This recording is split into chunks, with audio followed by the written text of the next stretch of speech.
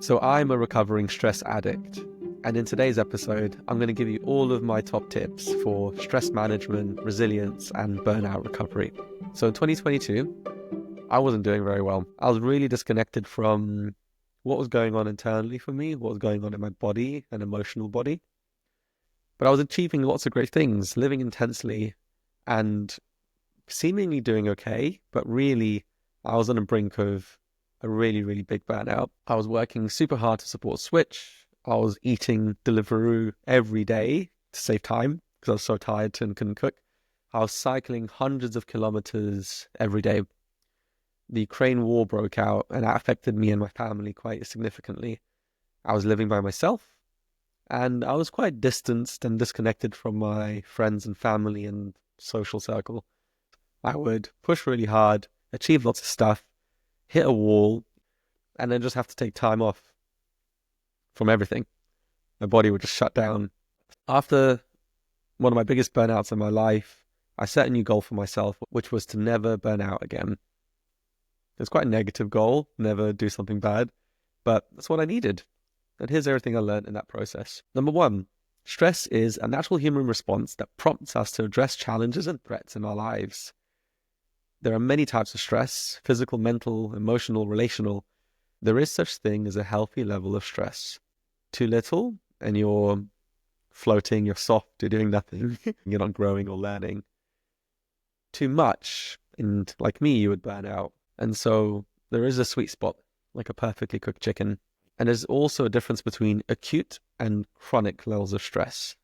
Acute meaning for a short, maybe intense period, versus chronic being consistently for days, weeks, and months nonstop. Acute stress, like a big workout or maybe a really, really tough day at work or a really, really big deadline that you pushed hard for, that's a sign of growth.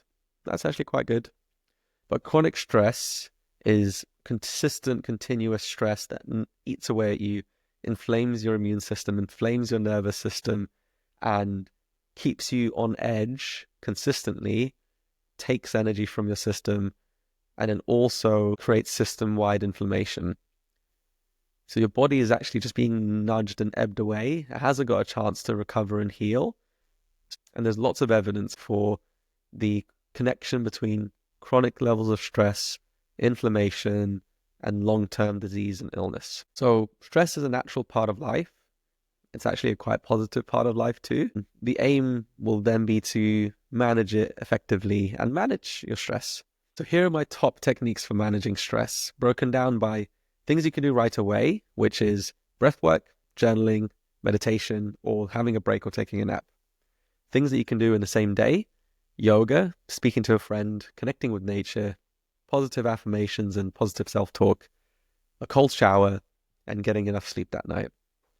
And then things that take some time and will require booking and advanced planning will be talking therapy, so speaking to a psychotherapist, any sort of lifestyle changes like nutrition, sleep, relationships, community, spirituality, and routine, hot and cold therapy like saunas and ice baths, dancing and singing, well-being retreats, coaching, sound therapy, somatic practices, and joining and integrating with well-being communities and wellness communities that take mental health and emotional health seriously. Things you can do right away will help take you from 10 out of 10 to 9 out of 10 and maybe get you through the rest of the day, and they're good for acute levels of stress between meetings.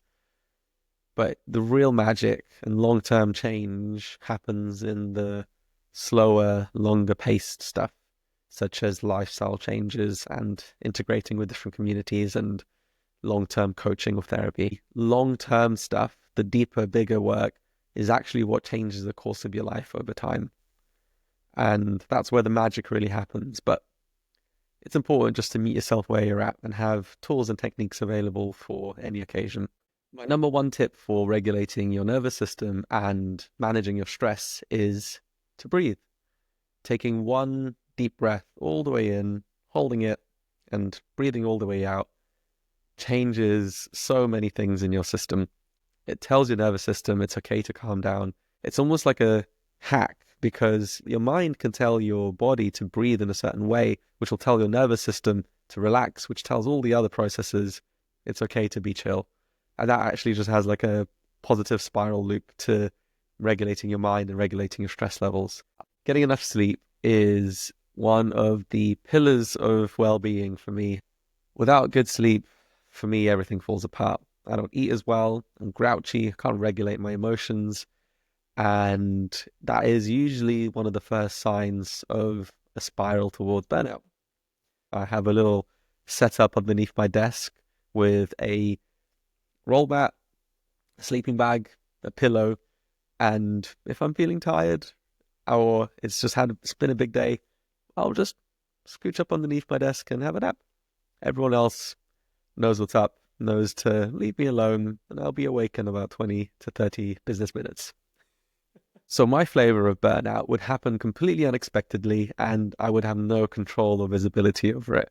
One day I would just wake up and I would be overwhelmed, bedridden, and completely demotivated, maybe sick, and I'd have to take time off. I didn't have a strong enough mind-body connection and self-understanding to see the burnout coming. To see and manage my own stress, I developed the burnout weather warning. Level 1 would be a disrupted daily routine. Level 2 would be binging on food or social media. Level 3 is a low mood or low energy. Level 4, this is now amber, long decompression time after work. Level 5 is a bad or anxious night's sleep. Level 6 is eczema or eye twitching.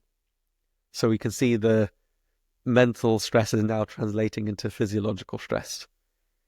Number 7, we're now at red, fever or illness. Level 8 is a complete loss of motivation. And level 9 is actual full burnout. So those are my personal 9 levels of my burnout weather warning. And I would reflect on, have I reached any of these? And in what direction should I be traveling? And usually I would have a bad or anxious night's sleep. And that would indicate to me, I need to slow down. I need to take some things off my responsibilities. I need to have a day off. I need to take time off. Another really important tool in my resilience and stress management toolkit has been my morning routine. I like to wake up early, and I like my mornings to be entirely committed and dedicated to me and filling my own cup. What that looks like is a natural start with no alarm, lots of sunlight, either with open windows or video lights that I turn on in winter, so I get a bunch of bright natural light or artificial light. No phone at all, no messages, no communication with anything or anyone, no digital devices if I can. And then the day usually flows, depending on where I'm at in the year or how I'm feeling, somewhere between some sort of movement like yoga or dancing, some sort of reflective practice like meditation or journaling, and not really much food or anything else, no music, no like ingestion or taking things in. It's just stillness and reflection and chill. I feel like my resilience and stress is won or lost in the morning. If I'm able to have a good, spacious, self-reflective, calm morning, then the rest of the day flows really beautifully. If I'm not able to have that, then I feel like the day's happening to me. I'm like being nudged around, and maybe I'm not like prioritizing well. Maybe I'm not thinking clearly. Maybe I'm not fully regulated. Being able to have emotional, mental, and physical and nutritional nourishment in that first 3 or 4 hours of the day has been such a key part of my well-being and wellness. I do whatever I need to do to feel centered, connected, energized, and ready to give out to the world and the people around me. Similarly to a good morning routine, I've recently realized the good evening and wind down routine is just as important. Bookending my sleep with good practices has made the difference. So for me, a wind down routine, I try my best to not have my phone or at least have it be in black and white and low color and low saturation. No late night eating, so at least 3 hours before bed we'll have my last meal, and not too much drinking or water within an hour before going to bed. Just being as consistent and disciplined as I can is really, that's one of the hardest ones. I like to think that I'm very disciplined, but the evening's been hard Because sometimes you're calling your partner who's on the other side of the world, in a different time zone. Sometimes you want to be up late dancing or doing whatever else, socializing. And so, yeah, that's been quite a hard one to upkeep, especially if I have either a natural wake up, which then affects the rest of the day, or like me, my anxious alarm wakes me up 7 a.m. every day. And so sleep is just reduced. I have such unrealistic expectations of what I believe I can achieve and do. There's a part of me that thinks I could be 100% on all the time, doing all the things nonstop. I actually really like it when I'm almost manic, energized, highly activated, really, really giving to the world. There's something really addictive about that adrenaline, that kind of push, just being super, super sharp, really making all the decisions, giving away so much value to the world and people around me. But that doesn't last, and that can't be all the time. And so one of the biggest learnings I've had over my resilience journey is to really learn to respect rest just as much as I respect everything else in my life. What that looks like is planning in dedicated rest time, wind down time, holidays way in advance, and just planning ahead. I'll probably need time off at least a week every 6 weeks. I definitely need weekends off. I shouldn't have so much consistent stress on my calendar all the time, just unintentionally happening. Really learning to understand that rest is actually a human right, and you can't earn rest. You just always deserve it. No amount of extra work makes me more worthy of rest. Rest is just rest, and the rest will take care of itself. The rest will take care of itself. It just doesn't. It just doesn't. One of the most surprising elements to building my resilience has been my inner voice and self-compassion. I used to have a very negative inner voice, very critical.